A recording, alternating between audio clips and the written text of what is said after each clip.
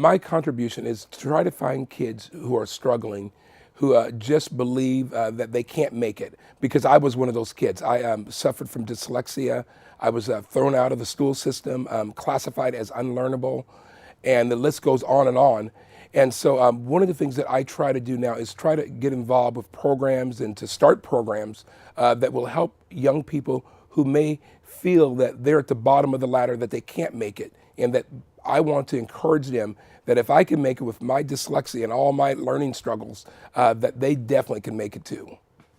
I think for me, I always like to say this, is that there was a generation before me, and I look at my brothers and sisters who were in Portland, and they grew up in the 60s and the 50s in different areas here, and it was hard. And the sacrifices that they made, I was able to benefit from. And something as simple as being a Boy Scout or a Cub Scout. I remember my brother telling me stories how they couldn't find a unit that would take people of color. No, they wouldn't actually say that, but they would know, oh, that's full, that's full. And so they fought hard so that when I came along here in the city, that I was able to do Boy Scouts. I was able to do Cub Scouts. The list goes on and on of the things I was able to do because of the sacrifice that generation before me made. And so that is what encourages me to help the next generation so that I can give back like they gave back. I guess the advice that I would give young people is, don't let anyone, one, take your hope from you, and don't let anyone take your dream from you.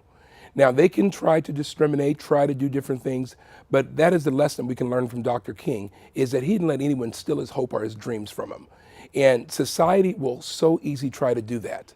And young people will want to give up, and they will say, I can't. But I just want you to know that I believe that there's a higher power that gives dreams, he gives hope, and don't let anyone take that from you, because you can do anything. You literally can do anything. I was, like I said, struggled in school and different things, went on to work for 3 presidents of the United States, went on to receive my doctorate degree.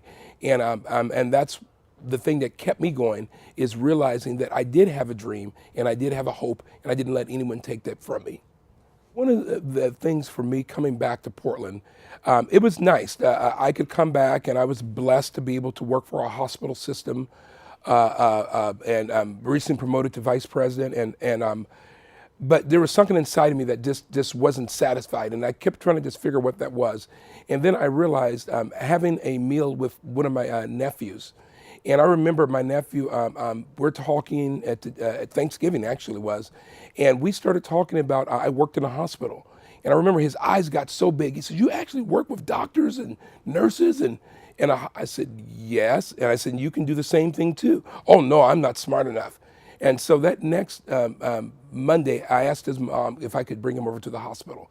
And so I had a chance to show him around, to meet different people of color who were doing just many different things, from doctors to nurses to accountants, and to just see him light up and to see that he could too work in the healthcare system. And so I started a program up called Student Healthcare Leaders. And the purpose of this program is to take these young people and to give them exposure in the hospital setting. I sit on the President's Council, and I remember I asked the President's Council, how many of you had someone in your family work in healthcare? They were either a doctor or a nurse, and everyone at the table raised their hand. And so that's when I realized that if we don't give our young people exposure and influence, they'll never get it.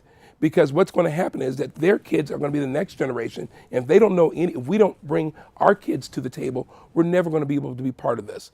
And so student healthcare leaders, we're just taking as many kids as we can, and once again, giving them exposure to the healthcare setting.